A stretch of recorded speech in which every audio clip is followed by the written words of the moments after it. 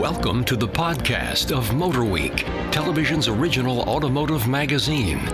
MotorWeek is made possible by Cars.com. Here's your MotorWeek podcast host, John Davis. Welcome, everyone. MotorWeek podcast number 10. I am John Davis, and joining me here in a rather frigid Studio C today are our road test producer, Brian Robinson. Welcome. Our writer, Shamit Choksi. I am here, John. And our, glad you're here, not somewhere else. And our associate producer, Mr. Ben Davis. Hello. Every January, we take MotorWeek on the road trying to escape the cold. We weren't able to do this year. We ended up down in Roebling Road, our racetrack outside of Savannah, Georgia, where we always go. And it was just as cold there as here. But that didn't keep us from spending a lot of time on the tracks with some very hot cars, and we're going to talk about some of those cars today. And I'm going to start with, I guess, what has to be certainly the most talked about affordable sports car of the moment, the new Nissan 370Z. And Brian Robinson, why don't you kick things off? Yeah, I don't know too many people that didn't like the 350Z, so there wasn't a whole lot they had to really change or fix, just kind of update a little bit, give it a little more power. The thing on the track is awesome. I mean, it stays flat, it turns in immediately. It's still a bit of a rough car for daily driving. But and especially now since they made the wheelbase a little shorter. I mean, they made it a better sports car, but maybe not as good to drive on broken pavement. The interior itself, I mean, the seating position and the room, I think is better. I mean, it's very comfortable, but it's a little rough for daily driving. And the price, starts at $30,000. And what did they add to the interior? A glove box. Yes. I'm sorry, but that's a big deal for a lot of us. Straight up there with cup holders for me.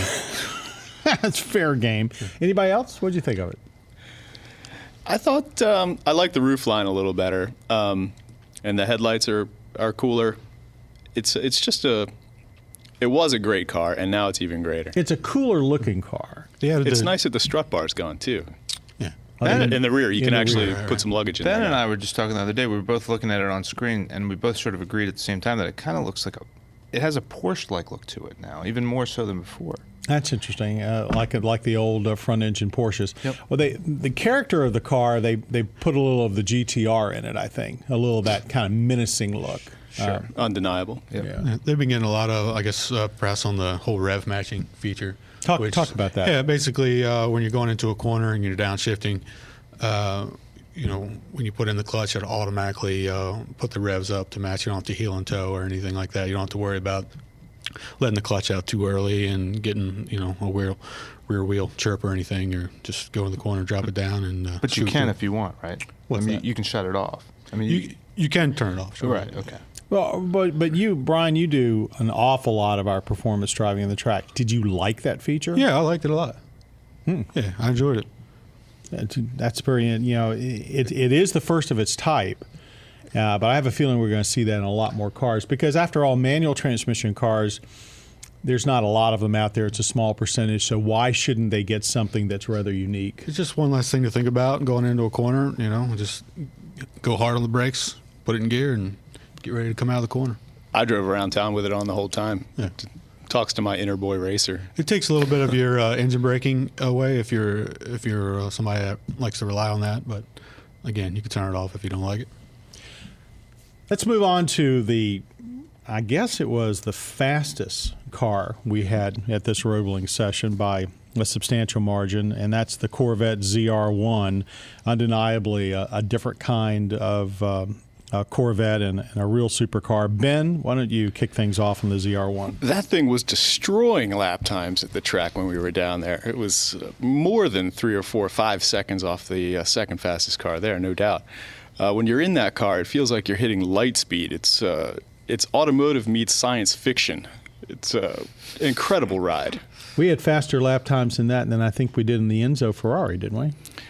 I'm pretty sure we did. I think it was only a couple of seconds slower than a fully race-prepped Corvette at that track that we had saw a record for. It was unbelievable.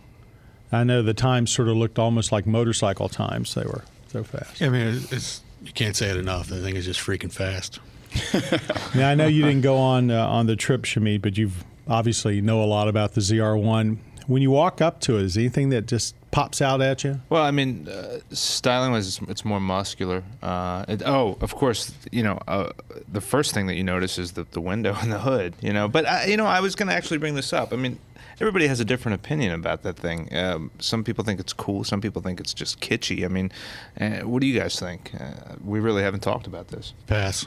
Right? Yeah. I think the idea is definitely cool. I'd like to see a little more chrome or maybe something through the window other than a painted surface. Yeah, but you don't see a whole lot. Yeah. That's the thing. Ferrari and others have tried to do plexiglass covers over engines for years, but usually it's so you can see the engine. You see the whole engine. Yeah. And this one you see a plastic cover over the engine. Right. Yeah. I'm kind of anti these plastic covers over engines anyway. I want to see the hardware. Wonder what it would look like if you took the cover off, though. Well, the problem is it probably doesn't look very sexy, but they'd have to put the money that they put into doing the plastic, cover into making the engine look a little bit sexy. Right. But anyway, undeniably an incredible car, and certainly ate up a lot of our track records down there. Shamit, let's go to you on another car that we had both down here and up here in our offices for quite a while. Sure. And that's the new Audi TTS, their top of the line model for their TT Sport Coupe and convertible. The TT's been around for 10 years now, so what better way to celebrate that than bring in more horsepower, tighten up the suspension, lower the chassis. Here's the thing. Like you said, I didn't drive it on the track, so I'm going to defer to these guys on that. But this is what I'm hearing.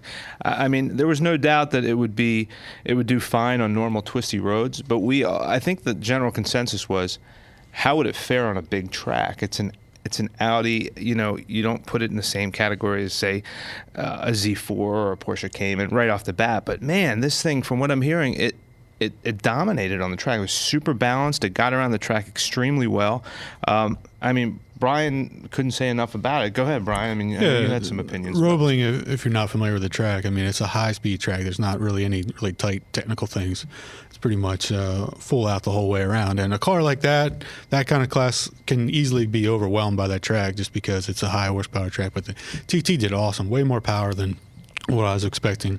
Coming out of the corners, thing just hooks up and takes off. Ben, you have a comment? I drove it more around the street than Brian did. He was the racetrack guy on that one. But and just around the street, I could definitely feel the extra power was. I felt it more than I thought that I would, for sure. And the transmission was just tighter than I thought it would be, too. Here's my question to everybody.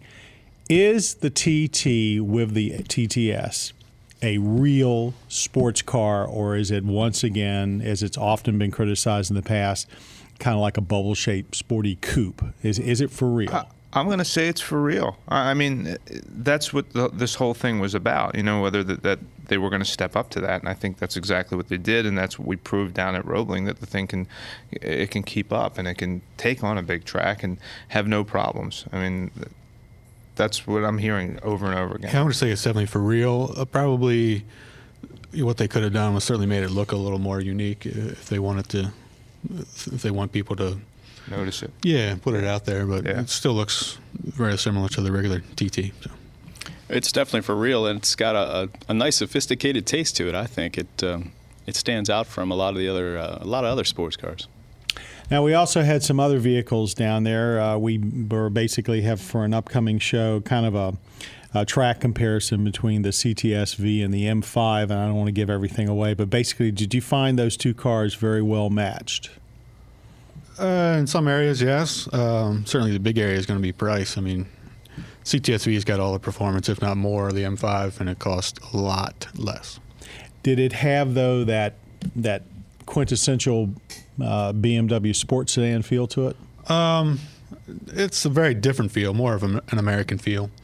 And the seats were not track-worthy seats. I was sliding all over that thing, all over the track, It's little things like that, but the thing, it's just a beast of a motor in that thing, and it's fast. They've done a remarkable job, I think, of development. They do most of the development on the car actually in Europe on the Nürburgring, mm-hmm. Which is where the Germans have developed their cars for decades. I think that certainly pays off. There's no place like that in this country. Any comment, Ben? Or The GM's test track actually comes close. They built a special track for training drivers to drive on the Nürburgring. for training drivers? Yeah, it's probably the sounds like second GM. closest thing, but I agree with you 100%. Yeah, it's a pretty amazing track.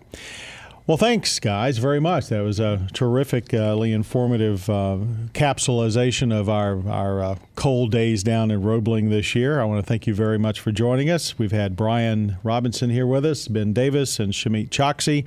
And I want to give special thanks to Jim Bigwood, our audio engineer, who makes sure we come through loud and clear all the time, our podcast creator, Bob Mixter, and, of course, our producer, Michelle Parker, with whom these podcasts would be foodless and also informationless, I might add. Thanks for everybody for joining us, and I hope you'll join us for not only our next MotorWeek podcast, but also the next edition of MotorWeek. You have been listening to the podcast of MotorWeek, television's original automotive magazine. MotorWeek is made possible by Cars.com. For additional information on podcasts, videos, and showtimes, visit our website at motorweek.org. And watch MotorWeek, television's longest-running automotive magazine series each week on your local PBS station.